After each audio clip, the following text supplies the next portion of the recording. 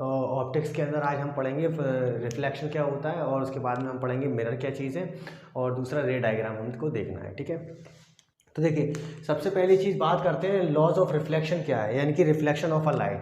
तो देखिए reflection of a light एक ऐसा फिनोमिना है जब कोई रेज ऑफ लाइट आए या सोर्स ऑफ लाइट से कोई रेज आती है, जब वो किसी प्लेन सरफेस पर टकराती है, तो टकराने के बाद में क्या होता है उसी मीडियम में वो वापस लौट जाती है। यानी कि फिनोमिना क्या होता है, रिफ्लेक्शन ऑफ लाइट किसको बोलते हैं। सपोज किया हमने ये कोई सरफेस है, हमारा स्मूथ सरफेस है या प्लेन सरफेस हमने इसको ले लिया, ठीक है, तो रेज ऑफ लाइट जो होगी इंसिडेंट होगी यहाँ पर। ठीक है, ये रेज ऑफ लाइट आई, तो देखिए जिस पॉइंट पर वो टकराएगी उसको तो बोलते हैं इंसिडेंट पॉइंट। अब रेज ऑफ लाइट जब आ रही है तो टकराने के बाद में वो क्या होगी, वापस लौट जाएगी। टकराने के बाद में क्या होगी, वापस लौट जाएगी। अब देखिए आने वाली रेज को तो हम बोलते हैं इंसिडेंट रेज। क्या बोलते हैं, इंसिडेंट रेज। ठीक, और जो टकरा के वापस हो जाती है उसको बोलते हैं हम रिफ्लेक्टेड रेज। क्या बोलते हैं, रिफ्लेक्टेड रेज। ठीक है, अब देखिए मीडियम यहाँ देखें क्या है। सपोज किया हमने ये जो फिनोमिना चल रहा था वो एयर में चल रहा था, कोई एयर है, ठीक है, उसके अंदर ही चल रहा है। तो इसमें क्या होगा, रिफ्लेक्शन क्या कहता है, रिफ्लेक्शन कहता है कि जब कोई लाइट किसी सरफेस पर इंसिडेंट होती है तो वो क्या करती है उसी मीडियम में वापस लौट जाती है, क्योंकि इसको आने के लिए कोई और रास्ता तो बचता नहीं है। ठीक, तो इसको हम बोलते हैं इंसिडेंट रेज। ठीक है, अब इसके बीच में हम एक नॉर्मल ड्रॉ करते हैं। क्या ड्रॉ करते हैं, नॉर्मल। ठीक है, इसको बोलते हैं इंसिडेंट पॉइंट, इंसिडेंट पॉइंट। ठीक है, अब देखिए इंसिडेंट रेज और नॉर्मल के बीच में जो एंगल बनता है उसको बोलते हैं इंसिडेंट एंगल। क्या बोलते हैं, इंसिडेंट एंगल, इंसिडेंट एंगल। ठीक है, अब जब इंसिडेंट पॉइंट से टकरा गई, यानी कि सरफेस के किसी पॉइंट से टकराई, तो उसको बोल देते हैं इंसिडेंट पॉइंट। अब इंसिडेंट पॉइंट से टकराने के बाद में वो वापस लौटती है तो उसको बोलते हैं रिफ्लेक्टेड रेज। अब नॉर्मल और रिफ्लेक्टेड रेज के बीच में जो एंगल बनता है उसको क्या बोलते हैं, रिफ्लेक्टेड एंगल। क्या बोलते हैं, रिफ्लेक्टेड एंगल। ठीक, रिफ्लेक्टेड एंगल। अब देखिए यहाँ पर मीडियम क्या है, सिर्फ सिंगल मीडियम है। क्या है, सिंगल मीडियम।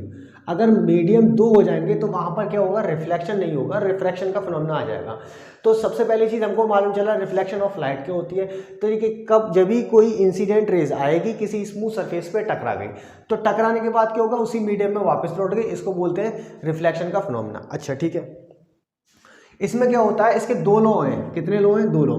तो फर्स्ट लॉ क्या कहता है कि इंसिडेंट रेज, इंसिडेंट पॉइंट और in normal points of incident और रिफ्लेक्टेड रेज लाई करते हैं किस मीडियम में, ठीक है, एक ही सरफेस पे। यानी कि इंसिडेंट रेज, फर्स्ट लॉ क्या कहता है, incident rays comma normal point of incidence, normal point of incidence, of incident lies on a single plane. ठीक, सिंगल प्लेन मतलब incident rays, normal point of incidence और reflected rays lie करते हैं एक ही plane के अंदर, तो इसको क्या बोलते हैं, लॉज ऑफ रिफ्लेक्शन का, यानी कि फर्स्ट लॉज ऑफ रिफ्लेक्शन बोलते हैं। सेकंड लॉज ऑफ रिफ्लेक्शन क्या कहता है, सेकंड लॉज ऑफ रिफ्लेक्शन कहता है कि इंसिडेंट एंगल और रिफ्लेक्टेड एंगल ऑलवेज इक्वल होगा। ठीक है, यानी कि क्या होगा, सेकंड लॉ क्या कहता है, सेकंड लॉ कहता है कि इंसिडेंट एंगल एंड रिफ्लेक्टेड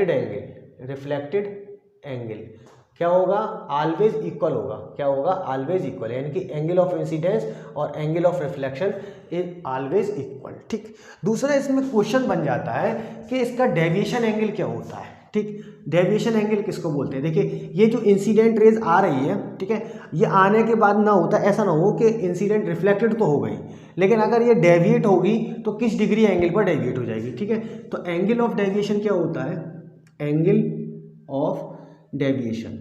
ठीक है, यानी कि अगर रेज डेविएट होती है, पाथ से हटती है, तो वो किस एंगल पर डेविएट होगी, इसको बोलते हैं हम डेविएशन एंगल। डेविएशन एंगल कैसे निकालते हैं, तो देखिए यानी कि मैं इसको इरेज करता हूं डेविएशन एंगल फाइंड करने के लिए। ठीक, डेविएशन एंगल। ठीक, यानी कि ये है, देखिए ये जो इंसिडेंट रेज आ रही थी, देखिए ये सरफेस था, ये इंसिडेंट आई, इंसिडेंट रेज यहाँ पर आ गई। ठीक है, यहाँ पर हमने एक नॉर्मल ड्रॉ कर लिया। ठीक, ये एंगल तो रिफ्लेक्ट हुआ इस वाले एंगल पर, ये एंगल आई हो गया, ये एंगल आर हो गया। तो डेविएशन एंगल जो होता है इसका वो इस रेस पे निकालते हैं, ठीक है। यानी कि डेविएशन एंगल बोलते हैं इस वाले को, यानी कि रिफ्लेक्टेड रेस। और जो लाइन ड्रॉ की है हमने नॉर्मल से कह रहा हूँ, ये लाइन को हमने एक प्लेन से ड्रॉ कर दिया, तो इसको क्या बोलते हैं, डेविएशन एंगल। अब देखिए यहाँ पर लाइन एंगल प्रॉपर्टी लगती है, क्या लगती है, line angle property. Line angle property, line angle property क्या होती है कि अगर किसी लाइन के ऊपर हम कोई लाइन ड्रॉ कर देते हैं परपेंडिकुलर, तो वो क्या करती है, ये लाइन दोनों को इंटरसेक्ट करती है 180 डिग्री एंगल के बीच में, ठीक है।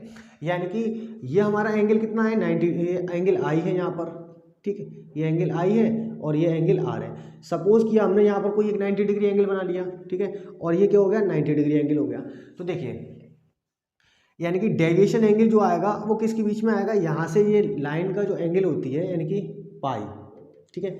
ये सपोज किया हमने एंगल ए था, ये पूरा एंगल कितना था, बी था, ठीक।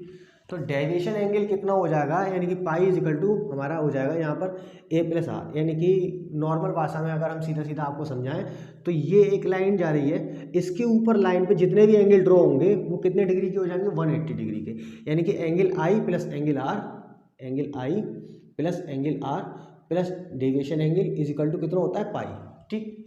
ये हमारा डेविएशन एंगल हो गया। अब लॉज ऑफ रिफ्लेक्शन क्या कहता है कि एंगल आई इक्वल होगा एंगल आर के, तो यहाँ से मिल जाता है हमको ट्वाइस आई एंगल हो जाएगा, इन दोनों को इक्वल कर देंगे प्लस डेल्टा, तो ये हो गया पाई। यहाँ से अब डेविएशन एंगल हम निकालेंगे तो पाई माइनस 2 आई होता है या पाई माइनस 2 आर, ठीक है। अच्छा, रिफ्लेक्शन का फिनोमिना होता कहाँ पर है, तो रिफ्लेक्शन का जो फिनोमिना है वो होता है प्लेन सरफेस पे, मतलब मिरर पे होगा। कहाँ पर होगा, मिरर पे। अब मिरर हमारे कितने टाइप्स के होते हैं, 2 टाइप्स के होता है, एक तो होता है प्लेन मिरर और दूसरा होता है स्फेरिकल मिरर, ठीक है। प्लेन मिरर होता है और एक क्या होता है, स्फेरिकल मिरर, ठीक है। प्लेन मिरर, प्लेन मिरर, ठीक।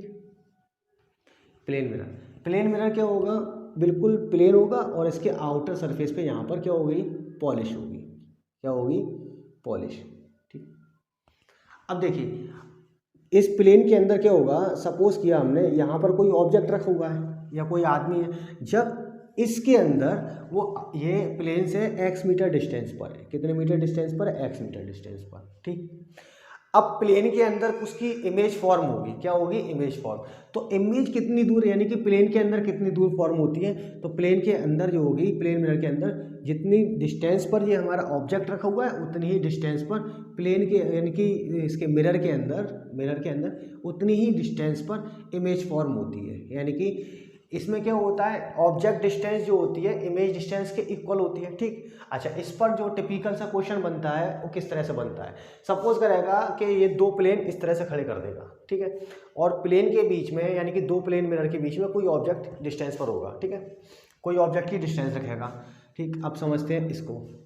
तो सपोज किया हमने ये हमारे कोई 2 प्लेन है, 2 प्लेन मिरर है, एक ये प्लेन मिरर है और एक ये दूसरा प्लेन मिरर है।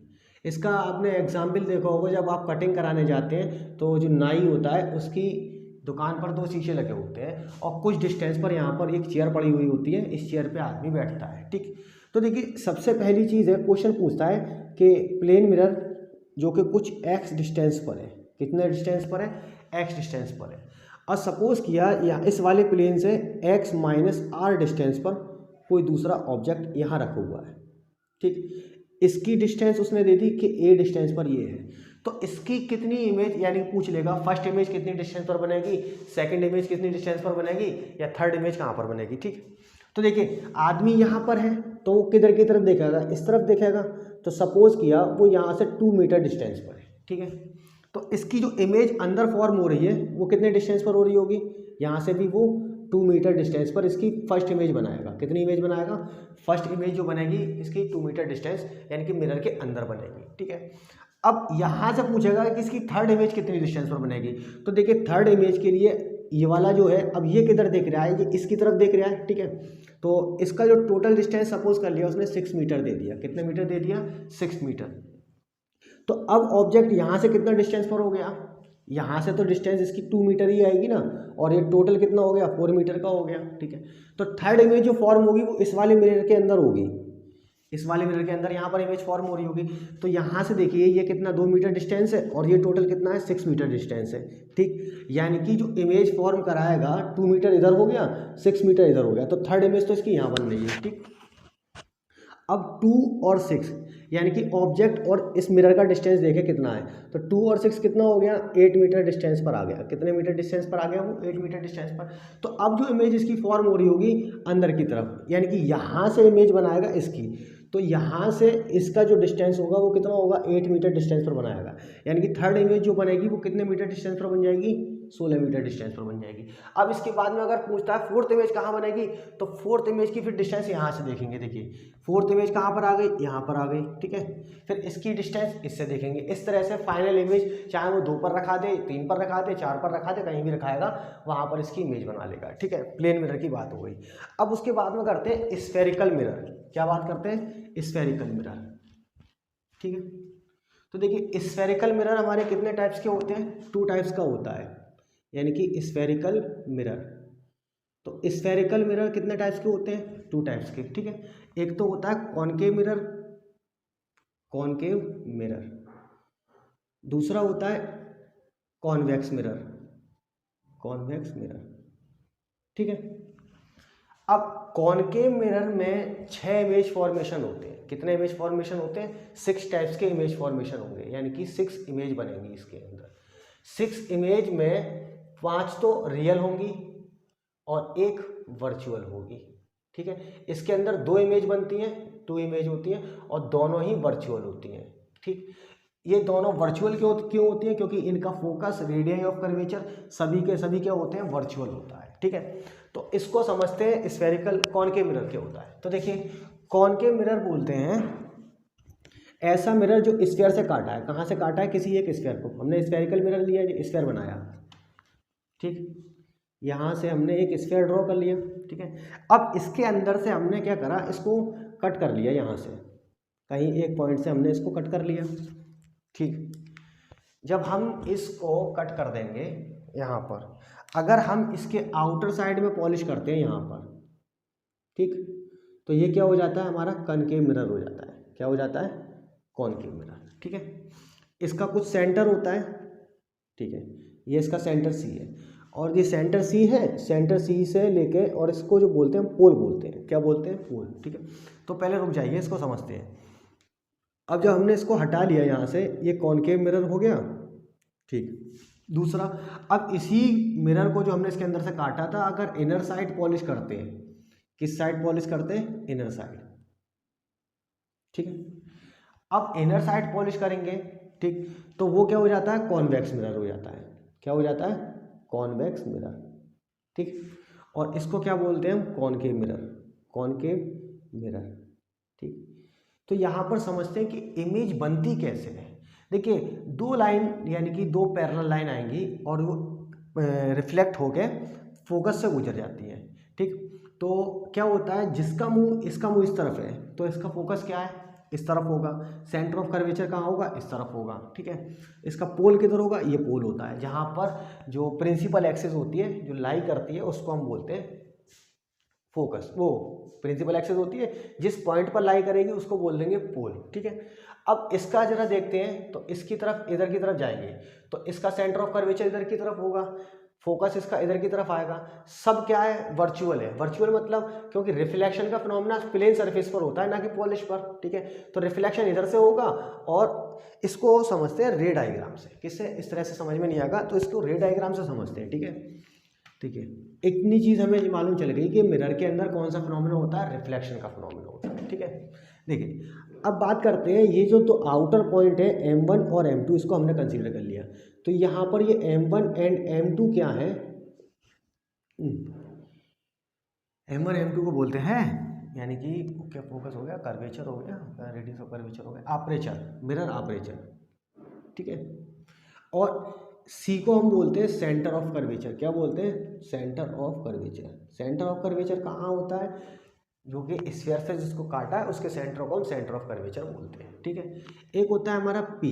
पी क्या होता है, यानी कि सी पी एक लाइन है, एक रेज है, जहाँ पर वो इंटरसेक्ट करेगी, यानी कि प्लेन के बिल्कुल परपेंडिकुलर जो आती है, तो इस पी को हम बोलते हैं पोल, ठीक है, पोल। सेंटर और पोल का जो मिड पॉइंट होता है उसको बोलते हैं हम फोकस। क्या बोलते हैं? फोकस। फोकस यानी कि फोकस। इसको किससे रिप्रेजेंट करते हैं? एफ से। ठीक है। उसके बाद में आता है रेडियो कर्वेचर हो गया। अच्छा, ऑब्जेक्ट जहाँ रखा होगा उसको बोलते हैं यू, यानी कि ऑब्जेक्ट डिस्टेंस। क्या बोलते हैं? Object distance. वी, जहाँ पर फाइनल इमेज बनेगी उसको क्या बोलते हैं? Image distance. क्या बोलते हैं? Image distance. और स्मॉल एफ, इसको बोलते हैं हम फोकस डिस्टेंस। क्या बोलते हैं? Focus distance. ठीक है। अब इसमें दो तरीके की इमेज होती है, एक तो होती है वर्चुअल, एक होती है रियल। ठीक है। अगर कोई ऑब्जेक्ट प्रिंसिपल एक्सिस से ऊपर रखा है, ठीक है, तो उसको क्या बोलेंगे? ऑब्जेक्ट हो गया। तो इसकी जो रियल इमेज बनेगी वो नीचे की तरफ बनेगी। ठीक है। अगर ऑब्जेक्ट को हमने नीचे रखा है प्रिंसिपल एक्सिस के, तो इमेज ऊपर की तरफ फॉर्म होगी, उसको बोलेंगे हम वर्चुअल इमेज, वो रियल इमेज। मतलब ऑब्जेक्ट की इनवर्स जो इमेज बनती है उसको क्या बोला जाता है? Real image. तो रियल इमेज कहाँ होगी? Real image always below the object, यानी कि ऑब्जेक्ट के नीचे बनेगी। ठीक है। और सेम प्लेन पर बन जाती है तो उसको क्या बोलते हैं? वर्चुअल इमेज बोलते हैं। क्या बोलते हैं? Virtual image. जैसे ऑब्जेक्ट हमारा यहाँ रखा हुआ है और इमेज भी हमारी इस तरफ फॉर्म हो गई, तो उसको बोलते हैं वर्चुअल इमेज। ठीक। अब सबसे पहली चीज़ समझते हैं इसका रे डायग्राम क्या होता है। तो देखिए, रे डायग्राम समझने के लिए हम क्या करेंगे? रे डायग्राम हमको समझना है, तो रे डायग्राम क्या होगा? जैसे ये सरफेस है हमारा, ठीक है, ये अगर रेज इस तरफ आ रही है, इस तरह से आ रही है पैरेलल रेज, ठीक है, तो ये हमारा जो पॉइंट हो गया, ये क्या हो गया? इंसिडेंट पॉइंट हो गया। अच्छा, अगर सरफेस का मुंह इस तरफ है तो रेज किस तरफ बेंड होंगी? इस तरफ बेंड होगी, ये। तो इसको बोलते हैं हम रिफ्लेक्टेड रेज। क्या बोलते हैं? Reflected raise. इसको हमने यहाँ पर नॉर्मल ड्राइव कर दिया, ये हो गया एंगल आई और ये हो गया एंगल आर। ये ऑलवेज इक्वल होता है। अच्छा, ये नॉर्मल जो रिफ्लेक्टेड रेज होती है वो पास कहाँ से होती है? फोकस से पास होती हैं। तो जिस तरफ ये पास हो रही होगी उसका फोकस होगा। फर्स्ट कंडीशन ये होती है। अगर रेज इस तरह से आ रही है, नीचे की तरफ आ रही है, तो अब मिरर का मुंह किस तरफ है? इस तरफ है, तो ये बेंड किस तरफ कराएगा? इस तरफ बेंड करा देगा। ये एंगल आई हो जाएगा, ये एंगल आर हो जाएगा। यहाँ से ले लिया, तो ये एंगल आई हो गया, ये एंगल कितना हो गया? आर। अच्छा, ये दो रेज जहाँ पर कट हो रही हैं, मिलती जो है, उसको क्या बोलते हैं? फोकस बोलते हैं। क्या बोलते हैं? फोकस। अच्छा, कोई तीसरी रेज है जो बिल्कुल परपेंडिकुलर आ रही है प्लेन के, तो वो जिस तरह से टकराती है, सेंटर से पास होने वाली रेज जो होती है वो जैसे जाती है वैसे लौट जाती है, जैसे आती है वैसे लौट जाती है। या सपोज किया ये सेंटर ऑफ कर्वेचर है हमारा, ये पोल है, तो रेज हमारी जो इस तरह से आ रही है, ठीक, तो अब ये किस तरफ बेंड कराएगा? मुंह इसका इस तरफ हो रहा है तो इस तरफ बेंड करा देगा। क्लियर? इतना समझ में आ गया? अच्छा, अगर रेज खुद डायगनली आए, रेज इस तरह से आए, इस तरफ से इस तरह से आ रही है, तो क्या होगा? अब ये प्लेन की बिल्कुल परपेंडिकुलर हो जाएगी, इस तरह से रेस चली जाएगी। ठीक। दूसरी रेस अगर इस तरह से आ रही है, जैसे यहाँ से इस पे टकरा रही है, तो फिर ये पैरेलल करा देगा। क्लियर हो गया? ये एंगल आई हो जाएगा, ये एंगल आर हो जाएगा, यहाँ पर निकाल लेंगे। ठीक। इमेज फॉर्मेशन क्या होता है? ठीक है, देखिए, मिरर चाहे कोई सा भी होगा, उसका फॉर्मूला तो हमारा यही होगा हमेशा, 1/f is equal to 1/u plus 1/b। ठीक। और हम बता दें, रेडियाई ऑफ कर्वेचर जो होती है वो हमेशा 2f होता है। ये डिस्टेंस और ये डिस्टेंस, यानी कि ये डिस्टेंस f हो गई, तो ये बिल्कुल सेंटर पर होती है, तो ये भी कितनी हो जाएगी? f हो जाएगी। तो रेडियाई ऑफ कर्वेचर यहाँ से कितना मिल जाता है? r इजकल टू हमको मिलता है 2f। ठीक, इतना समझ में आ गया रेडियाई ऑफ कर्वेचर। तो देखते हैं इमेज कैसे फॉर्म होती है, फॉर्मेशन ऑफ इमेज। तो फॉर्मेशन ऑफ इमेज जो है रे डायग्राम से हम बनाते हैं, और रे डायग्राम हमने समझ लिया। ठीक है, पहली कंडीशन में हमने एक कॉनकेव मिरर लेते हैं, ये हमने एक कॉनकेव मिरर लिया। ठीक, इस कॉनकेव मिरर में हमने क्या किया? एक पैरेलल रेज इस तरह से डाल दी, तो इसको बोलते हैं प्रिंसिपल एक्सिस। क्या बोलते हैं? Principal axis. और ये पॉइंट क्या होता है? P। इन वाले पॉइंट को क्या बोलते हैं? Aperture of mirror. ठीक है, अब हमने क्या करना है? ऑब्जेक्ट को पहले देखते हैं पोजीशन क्या होगी। ये फोकस हो गया, ये सेंटर ऑफ कर्वेचर हो गया। तो सबसे पहला पॉइंट आता है कि ऑब्जेक्ट को रखे कहाँ। ठीक, तो देखिए, ऑब्जेक्ट को हम रखते हैं फर्स्ट कंडीशन में F और P के बीच में। ये हमारा ओ डैश हमने ऑब्जेक्ट रख दिया, ये फर्स्ट कंडीशन होती है रखने की। ऑब्जेक्ट को यहाँ रखा जाएगा, और इसी कंडीशन पे जो है इमेज वर्चुअल बनती है। फिर दूसरी कंडीशन में हम कहाँ रखते हैं? फोकस पर, यानी कि ये सेकंड कंडीशन हो गई। तीसरी कंडीशन क्या होती है? बिटवीन एफ एंड सी रखते हैं, यानी कि सेंटर ऑफ कर्वेचर और फोकस के बीच में रखते हैं। ये ओ डैश हो गया, ये थर्ड कंडीशन हो गई। चौथी कंडीशन क्या होती है रे डायग्राम की?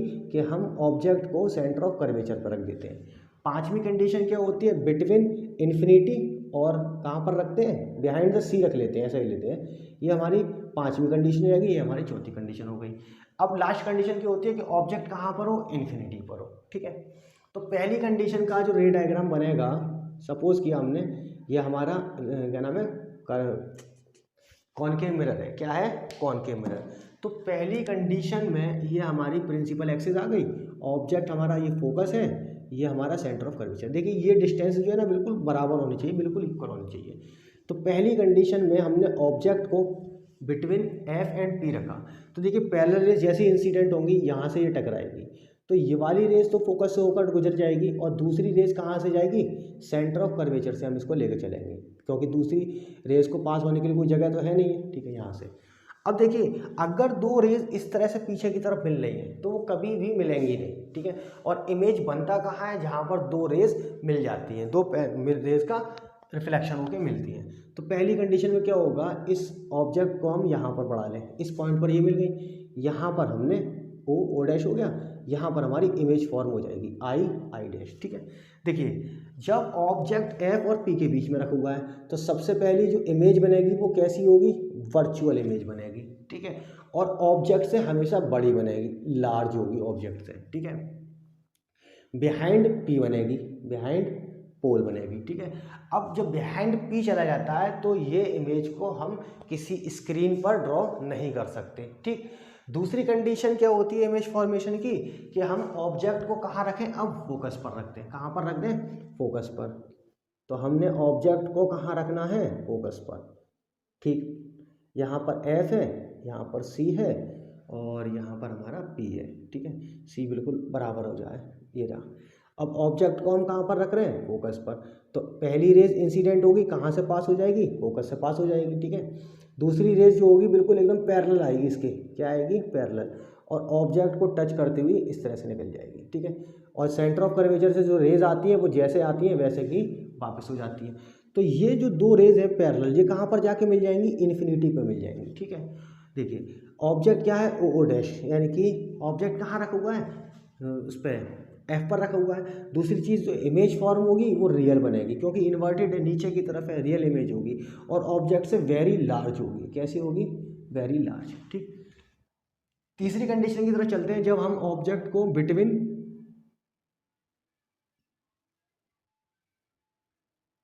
ऑब्जेक्ट को हम कहाँ लेके आ गए, पी एफ एंड सी। तीसरी कंडीशन क्या होती है, ऑब्जेक्ट फोकस और सेंटर ऑफ कर्वेचर के बीच में आना चाहिए, तो हमने यहाँ पर इसको ले लिया। पहली रेज हमारी इस तरह से आई और कहाँ से होके पास होगी, फोकस से होकर पास हो जाएगी।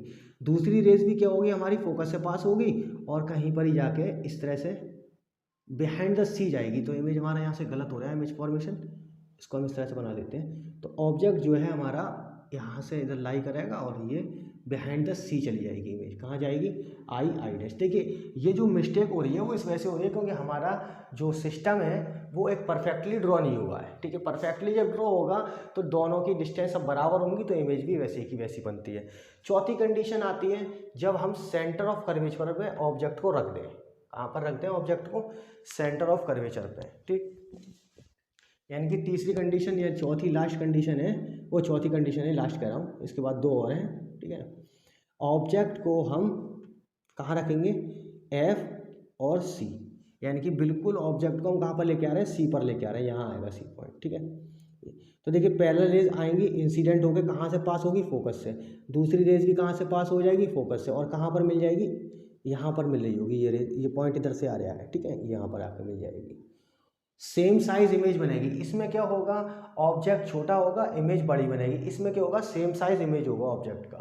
पांचवी कंडीशन क्या होती है कि हमने एक ये मिरर लिया और इस मिरर में अब ऑब्जेक्ट को कहाँ रखा है हमने, बिहाइंड द सी रखा है। कहाँ पर रखा है, बिहाइंड द सी, बड़े छोटे हो रहे हैं, सी एफ और पी, यहाँ पर हमने ऑब्जेक्ट को रख दिया, ये ठीक। जब हम ऑब्जेक्ट को कहाँ रख रहे हैं, बिटवीन बिहाइंड सी रख रहे हैं या बिटवीन इन्फिनिटी एंड सी, तो क्या होगा, एक पैरेलल रेज आएगी और इस तरह से इस फोकस से पास हो जाएगी। दूसरी रेज भी कहाँ होगी, फोकस से पास हो जाएगी। ऑब्जेक्ट कहाँ चला जाएगा, बिटवीन सी एंड एफ के बीच में। इसमें क्या होगा, ऑब्जेक्ट साइज बड़ा होता है और इमेज साइज छोटी होती है। अब पांचवी कंडीशन और वो छठी और लास्ट कंडीशन है हमारी, ये फर्स्ट कंडीशन थी, ये सेकंड कंडीशन थी ये थर्ड कंडीशन थी, और ये फोर्थ कंडीशन है, और ये हमारी फिफ्थ कंडीशन है। अब आती है छठी कंडीशन। तो देखिए छठी कंडीशन में हमको ऑब्जेक्ट कहाँ पर रखना है, इन्फिनिटी पर, यहाँ पर कहीं है। तो पैरेलल रेज आ रही होंगी, इस तरह से इंसिडेंट होगी और फोकस से पास हो जाएगी, दूसरी रेज भी इंसिडेंट होगी और फोकस से पास हो जाएगी। जहाँ पर दो रेज मिल जाती हैं वहीं पर ही इमेज बन जाता है, हमारा इमेज फॉर्मेशन हो जाती है, ठीक है। तो देखिए इसमें हुआ क्या, असल में इसमें एक ही कहानी हुई है बस। जब ऑब्जेक्ट को हम इन्फिनिटी पर लेके गए तो इमेज हमारा कहाँ बन गया है, फोकस पर बन गया है, ठीक है। ये रे डायग्राम है हमारा किसका, कॉनकेव मिरर का, यानी कि रे डायग्राम ऑफ कॉनकेव मिरर, रे डायग्राम ऑफ कॉनकेव मिरर, ठीक। अब बात आती है इसका फॉर्मूला डेराइव हम बाद में करेंगे, ठीक है। इसमें एक पॉइंट और समझ लेते हैं। अब देखिए जो ऑब्जेक्ट हमने रखा था यहाँ पर, देखिए हमने ऑब्जेक्ट को कहाँ रखा है, कहीं भी रख सकते हैं, जिधर चाहे उधर रखें।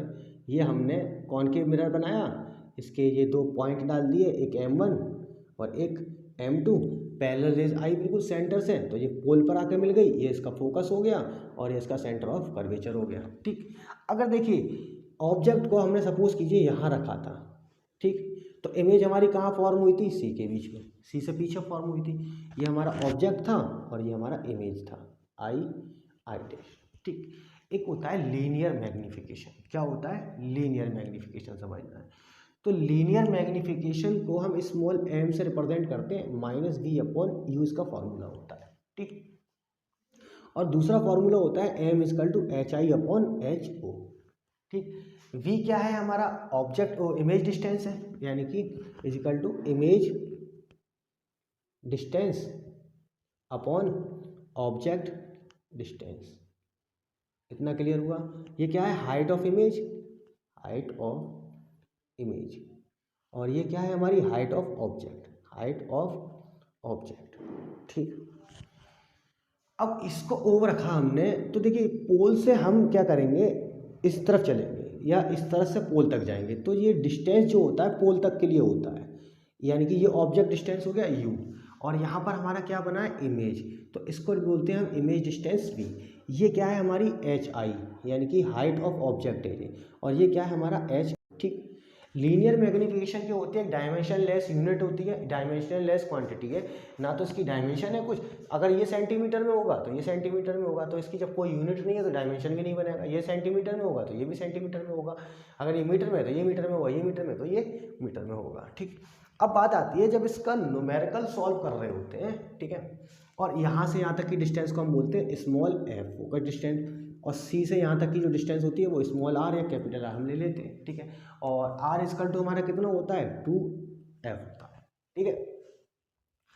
अब जब इसका न्यूमेरिकल सॉल्व कर रहे होते हैं, देखिए न्यूमेरिकल सॉल्व करने से पहले एक चीज़ देख लीजिए, ये हमारा कार्टेशियन प्रोग्राम है, यानी कि हमारा कोऑर्डिनेट सिस्टम है x और ये होता है हमारा y, ठीक। यहाँ की जो वैल्यू होती है वो सब पॉजिटिव होती है, यहाँ की जो वैल्यू होती है वो सब पॉजिटिव होती है, यहाँ की जो वैल्यू होती है वो सब कैसी होती है, नेगेटिव होती है, यहाँ की जो वैल्यू होती है वो सब नेगेटिव होती है। अब जब हम इसका न्यूमेरिकल सॉल्व कर रहे होते हैं तो हमको ये देखना है कि हम ऑब्जेक्ट किस डिस्टेंस पे ले रहे हैं। तो देखिए u, v and f always कैसी लेनी है हमको, ऑलवेज इन नेगेटिव टर्म में लेनी है, ठीक है। और hi और HO की बात कर लें तो देखिए कार्टेशियन सिस्टम में हाइट ऑफ ऑब्जेक्ट कहाँ पर है, ऊपर की तरफ है, तो हाइट ऑफ ऑब्जेक्ट को जब मेजर करते हैं इसको पॉजिटिव लेते हैं, और हाइट ऑफ इमेज कहाँ होती है, बिलो जाती है, तो इसको हम नेगेटिव लेते हैं। अब इस कंडीशन में सिर्फ एक ही इमेज फॉर्मेशन पॉजिटिव में आता है, एक ही इमेज फॉर्मेशन कैसा आएगा, पॉजिटिव में आएगा, वो पहली कंडीशन में, यानी कि एक आंसर हमारा V का जो है प्लस में मिलेगा। पहली कंडीशन क्या हो, मतलब सपोज करें कि फोकस की डिस्टेंस दे दे वो 10 सेंटीमीटर, कितनी दे दी, 10 सेंटीमीटर, और ऑब्जेक्ट को रख दे तुम्हारा 5 सेंटीमीटर 3 सेंटीमीटर, यानी 10 सेंटीमीटर से छोटी होनी चाहिए। फोकस डिस्टेंस जो है बड़ी होगी ऑब्जेक्ट डिस्टेंस से, तब आंसर हमारा कैसा मिलेगा, उसका इमेज डिस्टेंस का वो हमारा मिलेगा पॉजिटिव में। बाद बाकी सब में क्या होगा, नेगेटिव मिलेगा, यानी कि फोकस डिस्टेंस से अगर ऑब्जेक्ट डिस्टेंस बड़ी है, ठीक, तो सारे आंसर कैसे मिल रहे होंगे हमको, नेगेटिव में मिलेंगे। कैसे मिलेंगे, नेगेटिव में। ये हमको याद रखना होता है कि हमें वैल्यू रखनी कौन सी है और किस तरह से रखते हैं। तो देखिए कल इसका नेक्स्ट वीडियो के अंदर हम इसका एक न्यूमेरिकल देखेंगे, न्यूमेरिकल एनसीईआरटी वाले न्यूमेरिकल लेंगे, और उसके बाद में हम देखेंगे मिरर फार्मूला, इमेज फॉर्मेशन का जो फार्मूला है, यानी कि इसका फार्मूला सारे मिरर के लिए यही होता है, स्फेरिकल मिरर के लिए 1/f is equal to 1/v plus 1/u, और लीनियर मैग्नीफिकेशन जो होती है वो रेशियो होता है ऑब्जेक्ट इमेज डिस्टेंस और ऑब्जेक्ट डिस्टेंस का, या हाइट ऑफ ऑब्जेक्ट या हाइट ऑफ इमेज और हाइट ऑफ ऑब्जेक्ट का रेशियो होगा। ठीक, तो मिलते हैं फिर नेक्स्ट वीडियो के अंदर। ठीक है।